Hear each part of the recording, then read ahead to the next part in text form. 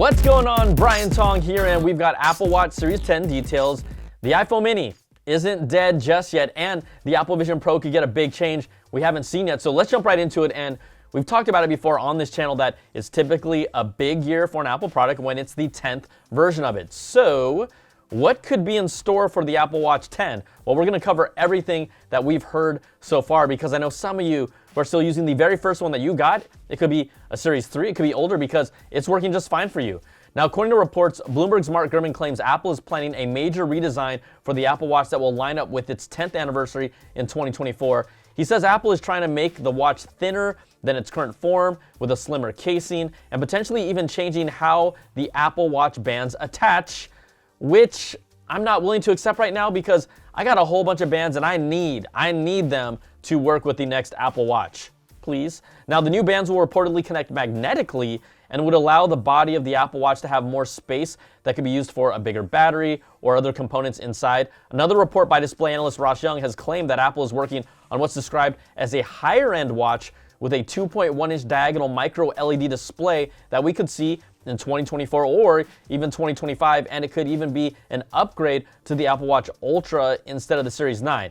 Now, micro LED display tech is more energy efficient versus current OLED displays in the Apple Watch and has better contrast, better colors, response time, and a longer lifetime. We know reports are throwing out multiple things, but could we be getting a high-end Apple Watch with a larger display and slimmer body and bezels with a micro LED display, while also having the SE, a standard Apple Watch, and the Ultra alongside it? Now, are we talking something like an Apple Watch Pro?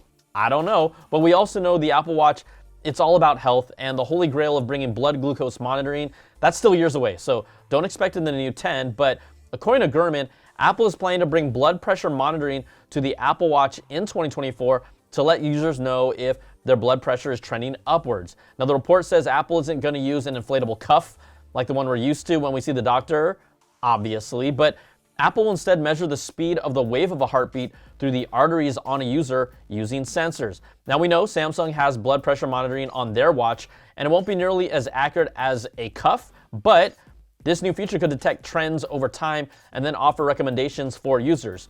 Now, one thing it could do is help detect high blood pressure and then offer next step recommendations, according to Gurman, like, hey, maybe eating some vegetables.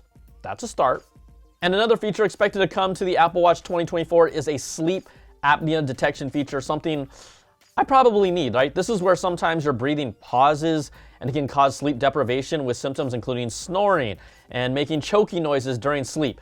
Bloomberg reports Apple will use sleep history and breathing patterns to estimate if a user has the condition and then refer them to see a physician. So there's a lot that could happen in 2024 with the Apple Watch 10, even if it doesn't have the blood glucose monitoring sensor. And if all the things we mentioned here happen and you get significantly improved battery life on top of that with a more power efficient Apple chip inside, well, the Apple Watch 10 is already looking more and more compelling to me next year. I didn't upgrade to the 9. I'm still on my Series 7.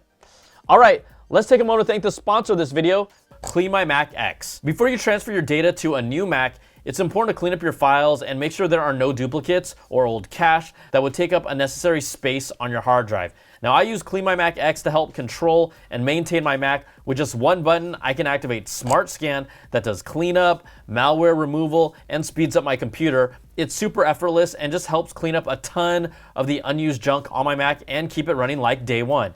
Now, Clean My Mac X allows me to monitor important numbers like my internet connection, battery temperature, and disk space with its super intuitive menu bar app. I've been using Clean My Mac X for years, especially when transferring my data to a new computer, and it helps me make sure there is no unnecessary cache or harmful malware being transferred to my new Mac. Now, you can join the list of over 27 million users who have tried Clean My Mac X by checking out the first link in the description. You can download a 7-day free trial or purchase the full license with a special discount. Okay, let's get back to the stories, and there's been a lot of debate over what the perfect iPhone size is, and the answer is always whatever is the best size for you. Now, we'll never know how well the iPhone 12 mini or 13 mini sold because Apple won't tell us, but we do know that they haven't made one since, and we're on the iPhone 15 series now. Well, a new report from the Korea Herald says the iPhone 15 has been extremely popular in Korea, the home of Samsung. They claim that launch sales of the iPhone 15 models were more than 40% higher than last year's iPhone 14 models in the first month of its release, 41.9% to be exact. Now, sales of the cheaper iPhone 15 specifically more than doubled during the same period, and the iPhone 15 Pro Max saw a 42.3% growth in sales. The report says some of the reasons are locals used to favor Samsung phones in previous years with a loyalty to the brand, but that may not be as strong anymore because if you don't know, Samsung, it isn't just a phone company there. Samsung is hospitals, it's grocery stores, it's so much more. It's truly part of the Korean culture. And they also say there were aggressive incentives by phone carriers as well. So you can add those things up. But the other thing they don't mention, young people, right? It's the next generation that is getting deep into the Apple ecosystem, getting their hooks in there. We know how that is. And they have friends. And then their friends have friends that are also doing it too. So there's a shift happening because of that, where iPhone growth is just more significant than it has ever been before. I remember I even had a conversation with a Samsung exec about just 3 years ago at CES. We were waiting in the taxi line. We started talking, and now we're starting to see the numbers support exactly what that exec talked about. But here's another fun part of this. Korea is doing their own thing. We know that. And so is Japan. According to the Japanese daily Nikkei, Japan's consumers prefer smaller smartphones, and sales of the iPhone 12 mini and 13 minis more than doubled in the first week of the new iPhone 15 launch. Doubled. Like, that's wild. And even though Apple has removed sales of the mini iPhones on its official website, when the 15 launched, Japanese consumers are going to secondhand shops online to purchase these phones. And everyone who loves the mini, I know, I see you, you're nodding your head at the screen right now like, I told you, I'm using the mini, I told you.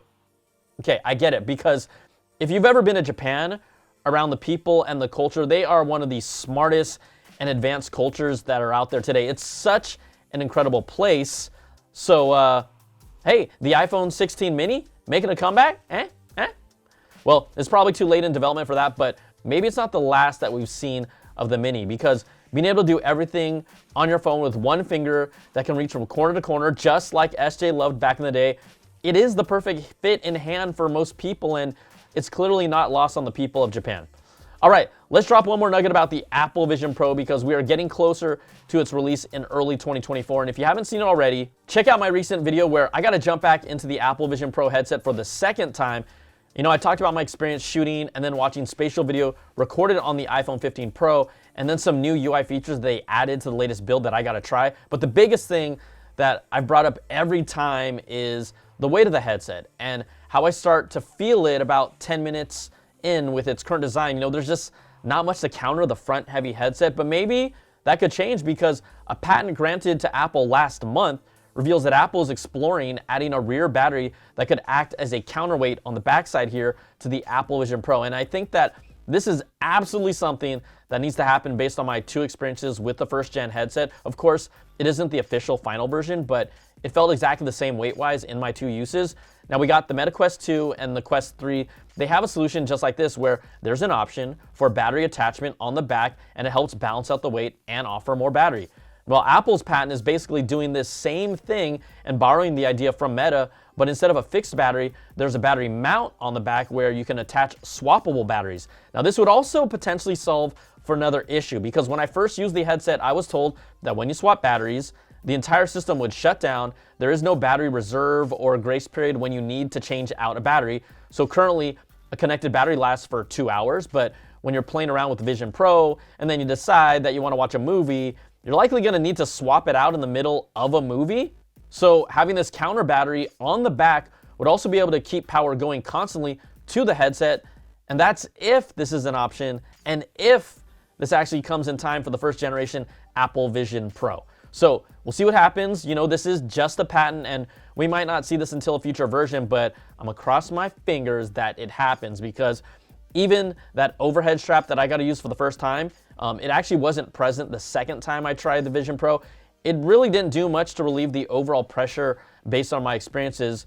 And again, the tech is incredible inside the Apple Vision Pro. There is nothing out there like it. My first impressions, I still hold true to just how freaking amazing it is. But the comfort, when you're wearing a head-mounted display, that is extremely important, and that's what they have to solve for, because I want to use this thing on long plane trips, but I won't be able to if it's not comfortable enough. Now, early 2024, whenever that is for Apple, but early 2024. We're going to find out everything and more with the Apple Vision Pro.